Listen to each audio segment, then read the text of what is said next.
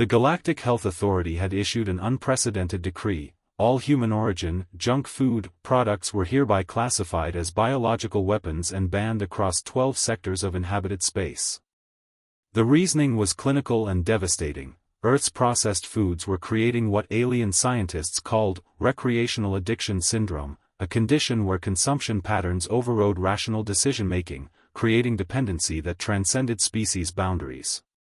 Specifically, they were concerned about pizza. Dr. Vex Still, director of the Galactic Institute for Nutritional Stability, presented the evidence before the Interstellar Council. We have documented cases of crystalline entities, silicon-based lifeforms with no biological need for organic matter, deliberately consuming human pizza. They report it creates ineffable satisfaction that contradicts their fundamental biology. He advanced to the next data slide.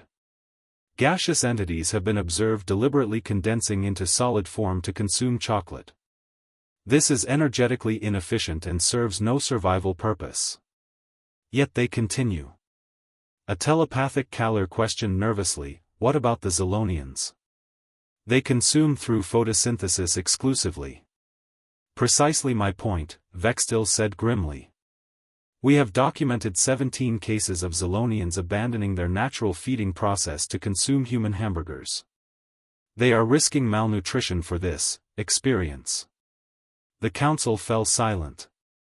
The implications were staggering. If alien species, fundamentally different biologically and neurologically, were voluntarily abandoning their natural behaviors to consume human food, something unprecedented was occurring.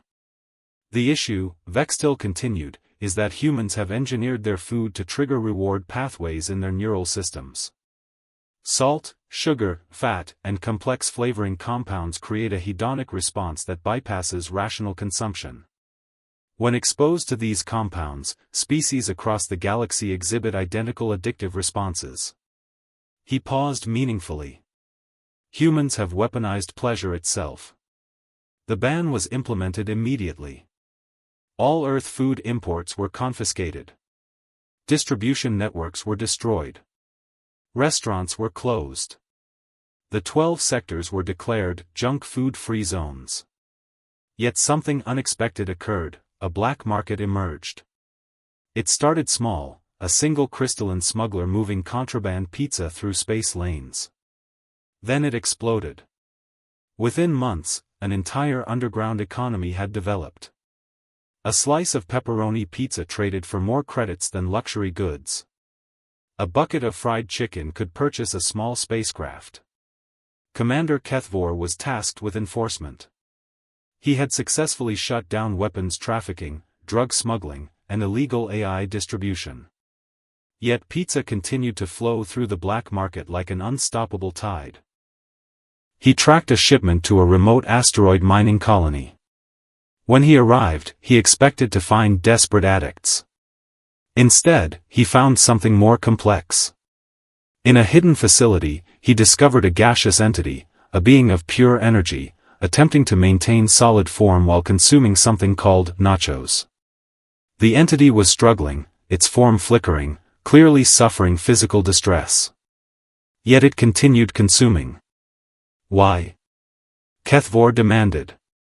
Your biology cannot process this. You're causing yourself harm. The gaseous entity managed to speak through its condensed form. You don't understand. I've existed for 10,000 rotations. My entire existence has been optimization. Efficiency. Purpose. Then I tasted this. It gestured weakly to the nacho pile, and for the first time, I experienced something that serves no function except joy. Kethvor was silent. He had expected addiction. Instead, he found something far more profound: the discovery of meaning beyond survival. A crystalline entity nearby added its perspective: we are logical beings. We calculate, we optimize, we survive. But humans, they created food that makes survival feel like celebration. Is that not the greatest achievement? To make existence itself enjoyable? Kethvor reported back to the Galactic Health Authority. He recommended lifting the ban, arguing that the black market had become more dangerous than the food itself. But his personal conclusion was different. Dr. Vextil refused to listen. The ban remains. Humans have created a substance that compromises rational decision-making across all species. It must be eliminated. Yet the smuggling continued. More sophisticated networks emerged. Death World cuisine, pizza, hamburgers, fried chicken, donuts, tacos, ice cream, spread through the galaxy like a beneficial infection. Eventually, a compromise emerged. The ban was lifted in 2 sectors as a cultural exchange program. Immediately, human restaurants opened. Lines stretched for blocks. Aliens from every species consumed Earth food with something approaching religious fervor. What the Galactic Health Authority had classified as a weapon was actually something far more revolutionary, evidence that across all species, all biologies, all neural architectures, the pursuit of pleasure and joy was a universal constant. Humans hadn't weaponized food. They had discovered something that transcended species boundaries, that all conscious beings, regardless of their origin or composition, shared a fundamental desire for experiences that made existence feel meaningful rather than merely functional. The irony was profound. Earth's junk food hadn't conquered the galaxy through force or manipulation. It had conquered through something far more powerful, the simple recognition that life is better when it tastes good. And no ban in the galaxy could suppress something that fundamental to consciousness itself.